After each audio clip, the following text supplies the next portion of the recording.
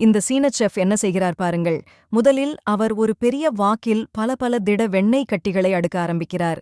அடுத்து ஒரு முழு பக்கெட் கோழிக் கொழுப்பையும் அதோடு ஒரு நல்ல அளவு சோயாபீன் எண்ணெயையும் ஊற்றுகிறார். சூடு ஏறியவுடன் எல்லாமும் கரைந்து பொன்னீறமான ஒரு தடிப்பான அடிப்படையாக மாறுகிறது. பிறகு அவர் நிறைய வெங்காயத்தாள் மற்றும் சிவப்பு வெங்காயங்களை சேர்த்து பொன்னிறமாக கிறிஸ்பி ஆகும் வரை வறுக்கிறார். சரியாக கிறிஸ்பியானதும் அவற்றை எடுத்து வடிகட்ட வைக்கிறார். அதன் பிறகு தாசா இஞ்சி துண்டுகள் நேராக வாக்கில் போகின்றன. அதற்கு மேலாக ஒரு மலையளவு நொறுக்கிய சிவப்பு மிளகாய் துகள்கள் சேர்க்கப்படுகின்றன.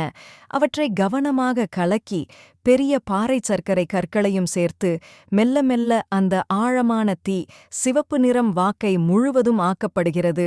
பிறகு இறுதி அடுக்குகள் வறுத்த தோஃபு துண்டுகள், ஃபெர்மெண்டட் பீன் பேஸ், மிளகு முத்துக்கள், செஃபின் ரகசிய மசாலா பொடிகள் எல்லாமும் சேர்க்கிறார்.